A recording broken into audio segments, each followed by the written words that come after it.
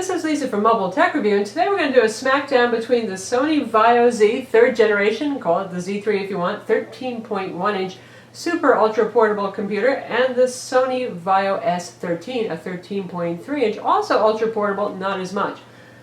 Big difference first between these two, obviously, is not looks. They look an awful lot alike, don't they? Both of these happen to have carbon fiber. Carbon fiber is standard for the Z model, and it's optional on the premium model. You get it with the Sony VAIO S, otherwise known as the SA. So looks-wise, made by the same company, same design aesthetic, Sony's new full flat look, they call it. But in terms of price, you're talking about almost twice as much of a difference depending on the configurations you go with. Now, the most base model of the Sony VAIO S is $799, but it is pretty basic. You do get full mobile core CPUs, 3rd generation Ivy Bridge, 2.5 gigahertz is the starting point for the i5 there. And in the US, you can also get the VAIO Z with a Core i5. It's also a full mobile CPU. Now, in some countries, it only comes with the i7, but we're talking about the US here.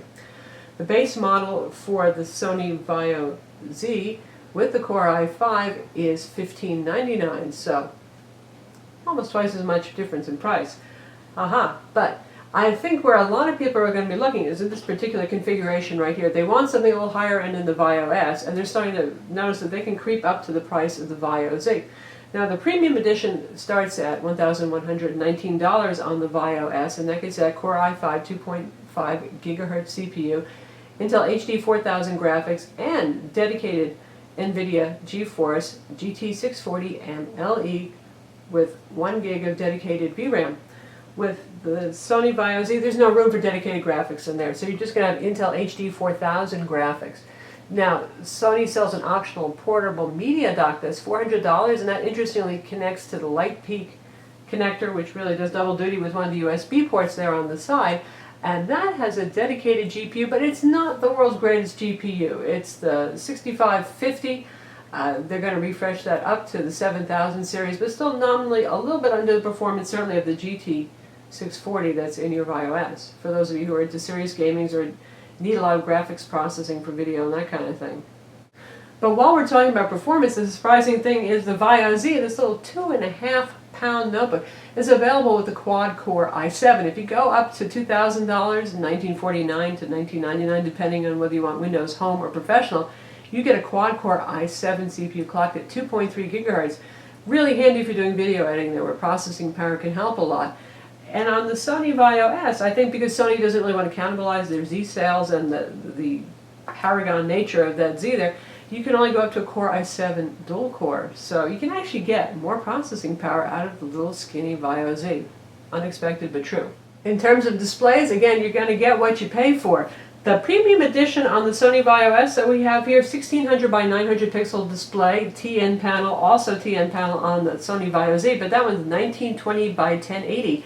And it's such a good sharp display that you can actually still read text at that resolution, even though it is a 13.1-inch panel. Honestly, I like the panel on the VAIO S pretty well. It has nice color saturation, reasonably wide color gamut, certainly better than average among notebook computers, and it's a little bit less glare prone. They both have an anti-glare coating on them, but there's a more sheen on the Sony VAIO Z actually. But still, it's better than most notebooks on the planet, way better than the MacBook Pro when it comes to glare. But you can see there's more warmth here coming through. Now, this gives you almost 100% of Adobe full RGB color gamut right there. And the warm tones are shining through, the blues are more vivid, so it's a nicer display. And even though it's a TN panel, it still has a little bit wider viewing angles than the Sony VAIO S. Now that we've covered processing power and graphics, we'll talk about benchmarks a bit. Because of the SSD drive that's in the VAIO Z, the only way you can get it is with an SSD drive. It scores 17,000 on PCMark Vantage, and that makes a big difference. PCMark Vantage loves a nice SSD drive. Our Core i5 versus the Core i7 in the Z, here, 2.5 gigahertz, even with dedicated graphics turn on, scored a more pedestrian 7,775. Now, if we put an SSD drive in this VAIO S, I'm sure it would just shoot right up and do much higher on benchmarks. So take that all with a grain of salt. Once you got that SSD drive in the equation, it all just goes to heck. And speaking of SSD drives, here's another important thing. For those of you who say, well, gee, I would like to get this premium VAIO S right here, and base price, again, you're starting at just above $1,100. Say you want to configure it 8 gigs of RAM, 4 is the starting for that price, and you want to get SSD drives. Sony offers their own SSD drives in a RAID configuration, not unlike what's done with the Z, though it has a normal SATA connector, so you can upgrade it yourself. I advise doing it yourself if you want to save some money. But anyway, you want the SSD, you want that 8 gigs of RAM right in there. Then you're already bringing the price up pretty close to what you're looking at on the Z. So, from a price perspective, those things are important to you, and you really covet the Z because it's 2.5 pounds, oh my god, versus 3.69 pounds. It could actually make some economic sense to get the Z, and then you get that great 1080p display there. But what do you lose with the Z? Some important things, and some of you need this stuff. Now, Sony does a really, really good job of getting a lot of ports on the Z, given the fact that it's so ultra skinny and so ultra light. But the VAIO S,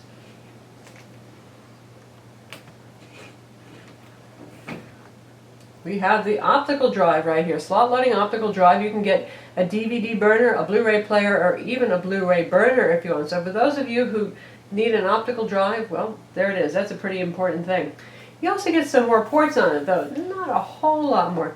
You get separate memory stick duo and SD card slots. You have your VGA, HDMI, 2 USB 3.0 ports, and a legacy sleep and charge USB 2.0 port, and there's your gigabit Ethernet. Now if you look at the VAIO Z, skinny as it is, we have our gigabit Ethernet here, drop down configuration. HDMI port full size, 2 USB 3.0 ports, that's it, 2 versus 3 ports, no USB 2.0 port, in case you have one of those older peripherals that gets cranky when it's plugged into a 3.0 port. Headphone jack right here, they both have that. And on this side we have the VGA port and nothing else. So what are you giving up when you get the Z?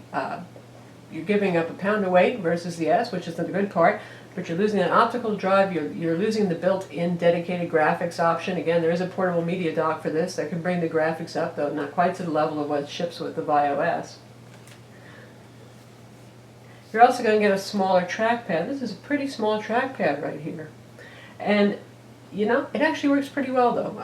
I do find that I wander off when I'm using it, but it works well for 2-fingered. 3-fingered, you start to run out of room here, but tinier trackpad. Good drivers, that's what it is.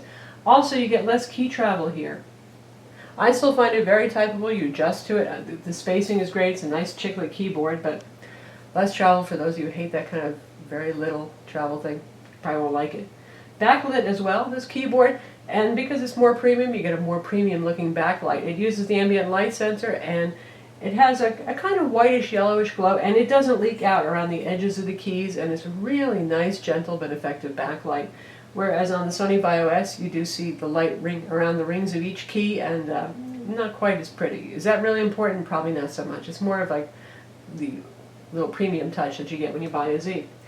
These VAIO buttons that you see on most all VAIO notebook computers, these are capacitive here instead of being mechanical clicky buttons. Again, not really important, just kind of adds that premium high-tech touch. Now we've got them side by side with lids closed, and you can see just about the same footprint. Of course, this one's a little bit smaller as you go front to back right here. And in terms of thickness, this guy's obviously going to be thinner. That's 0.66 inches versus 0.9 inches. Now, they don't look really that much different in person, but really it is the difference of the lid. If you took the lid off this, you would have the same thickness as the Z. Certainly, this feels more portable. It's psychotically portable. You pick this up, you just feel like it's absolutely nothing. Like, what's missing? There's no battery. Wow, you know.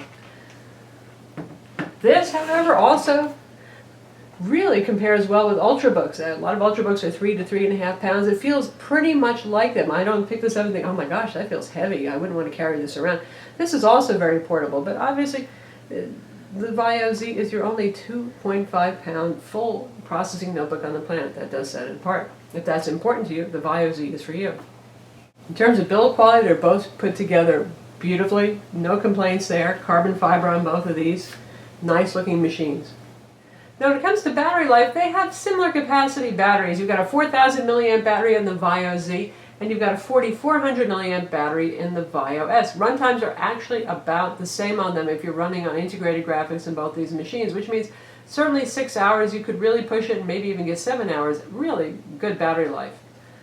Audio quality from the built-in speakers, both of these are pretty thin and tinny. The Z particularly more so. The smaller it is, the quieter it gets. Sony just never has really gone for really great built-in speakers on their most ultra-portable models. So with both of these, not awesome internal speakers. Put on some nice headphones though, and they sound great. By the way, the VAIO Z in the US is bundled with some noise-canceling Sony earbuds that sound pretty darn good. They know that their speakers aren't that good. And whenever that happens, just like with the old VAIO X, for those of you who remember that, they give you some earbuds to help you along. One point that's really important for those of you who want to make the machine last as long as it can and like to upgrade your parts after the fact, the VAIO Z is pretty much not upgradable. Both of these guys, you can take off some screws on the bottom and you can get to the battery, and that's pretty awesome, especially for the VAIO Z, because you know how Ultrabooks are, usually everything's sealed inside, you can't even get to the battery yourself without going through a lot of work. Pretty easy on the VAIO Z. Also, this one, 2 screws, take it off, you have access to the battery. But with the VAIO Z, the memory is a proprietary card, and the SSD drive likewise is upgrades unlikely. So you're looking at your 8 gigs and whatever you get for your SSD drive, and if you can order a higher capacity SSD drive in RAID configuration afterwards from Sony for huge money, you could upgrade the drive probably. Not really the most fun machine to take apart. It is take apartable, but again, for those of you who really want to be able to upgrade your parts, the VAIO Z is not the machine for you. It's pretty much, it is what it is. The VAIO S is pretty easy. You just take off a panel on the bottom, like I said, you undo 2 standard Phillips head screws, and you have access to your RAM slot, you have access to the hard drive, you can put in an SSD drive if you want to change capacities of that, and you have access to the battery. So there you have it, the VAIO Z versus the VAIO S, both 13-inch class notebooks, both very light, one being crazy light, the VAIO Z, but both being very portable, both having excellent build quality, similar keyboards. Obviously this one's going to be bigger on the VAIO S, more key travel, a little bit nicer to use, and you're going to get that higher resolution panel on the Z. So how do you decide between these? First off, ask yourself, are you looking for a premium experience? Are you looking for a status symbol? Are you looking for something that's 2.5 pounds and slips in your briefcase very easily? Well, the VAIO Z is really the machine there. Not that the premium version of the VAIO S isn't pretty nice, pretty premium and a status symbol in itself, but it's really hard to pass the VAIO Z right now, unless you're talking about some of the MacBook Pros. Also, is display important to you? The full Adobe RGB color gamut, or almost full, that you get on the VAIO Z, well, that's a rarity. You just don't see that in many notebooks, and that is a big selling point, especially in conjunction with the 1080p display. The thing about the 1080p display is, how good are your eyes? Are you okay with really pretty small text, no matter how sharp it is? Of course, you can run it at lower resolutions if you need to. Something to keep in mind. If you're happy with a better than normal resolution, 1600 by 900 panel with nice colors on it, a pretty good color gamut, well, the VAIO S does the job. And are you looking for an all-around computer? Is this kind of going to be your main machine? Maybe you're taking it to school, or it's your everyday business machine, you're taking it on the road. If so, having the most ports, having the optical drive, those kind of things could be a selling point, making the VAIO S a more practical all-around computer. And lastly, there's the price difference. We're talking about a machine that, if you get the base model, starts at $799 versus $1599. If you go up to the premium, you're looking at $1,100 versus $1,599 to $2,000, depending whether you want the Core i5 or Core i7 in your VAIO Z. So there's a price difference. But as I mentioned, for those of you who are going to buy the premium model and then start glomming on all the possible add-ons, upgrading your memory to 8 or 12 gigs of RAM, and particularly the SSD drive, that's where you add the expense, you're starting to look at about the same price. You can bring this guy up to about $1,550, the VAIO S, and then obviously you're looking at the starting point for the Core i5 version of the VAIO Z.